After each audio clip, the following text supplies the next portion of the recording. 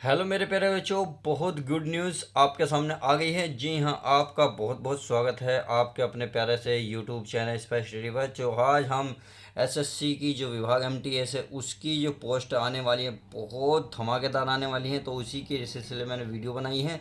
क्या क्या आपकी योग्यता होनी चाहिए, आपको क्या क्या चाहिए, आता क्या क्या नहीं चाहिए, A to Z बताने वाला हूँ। एज लिमिट क्या होगी, उसकी चयन प्रक्रिया क्या होगी, कितने एग्जाम होंगे, कौन कौन से उसमें सब्जेक्ट होंगे, A to Z, और कितने क्वेश्चन आएंगे, नेगेटिव मार्किंग है या नहीं है।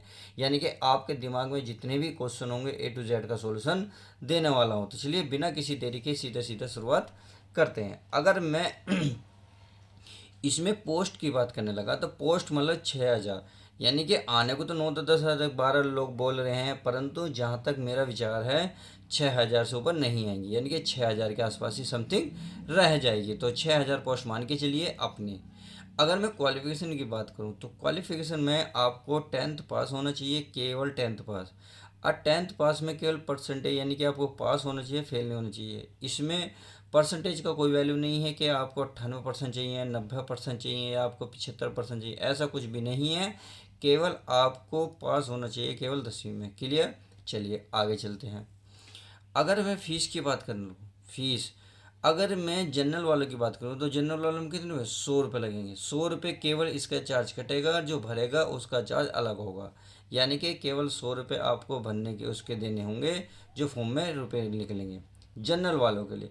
अगर मैं ओबीसी एसटी की बात करूँ और एनी फीमेल, यानी कि किसी भी कैटेगरी की महिला हो, और ओबीसी एसटी और एसटी के मेल फीमेल कुछ भी हों, तो आपको ध्यान रखना होगा वो फ्री है बिल्कुल, इसमें कोई आपको चार्ज नहीं लगेगा। उम्मीद है ये बात तो समझ में आ गई होगी। अब चलिए एज लिमिट की बात कर लेते हैं।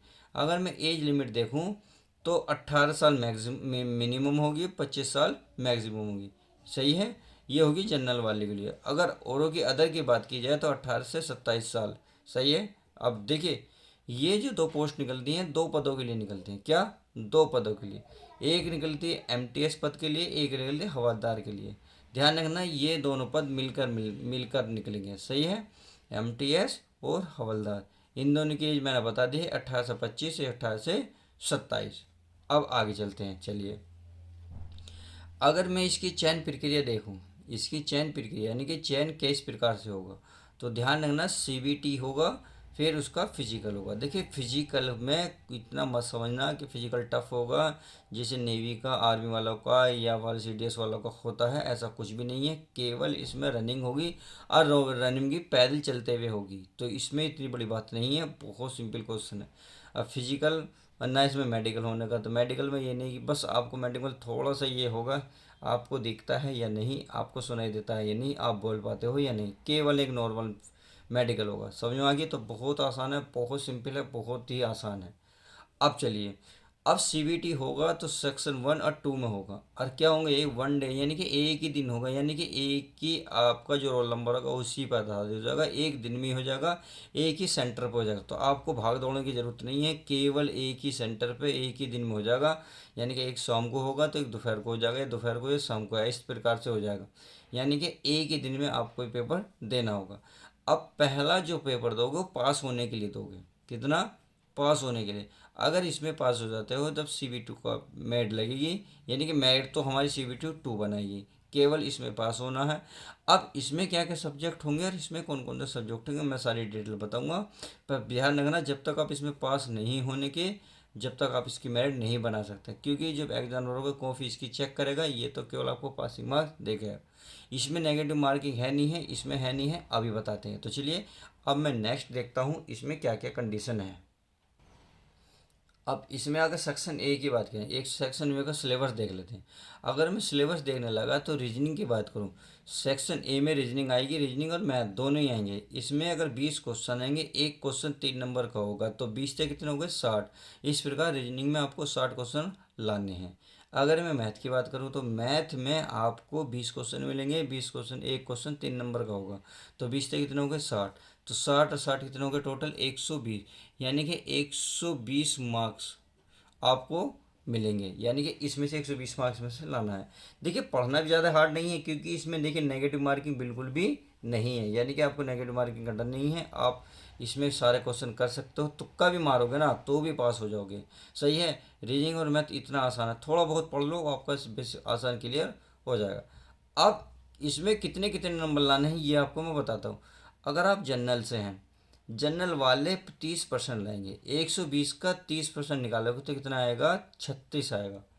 कितना आएगा, 36। यानी कि 120 में से आप 36 क्वेश्चन भी कर देते हैं तो आपका सिलेक्शन सेक्शन 2 के लिए हो जाएगा। अगर मैं इसी प्रकार ओबीसी ईडब्ल्यूएस की बात करूं तो ये इसके लिए केवल आपको 25%, केवल किसके लिए 25% करना होगा।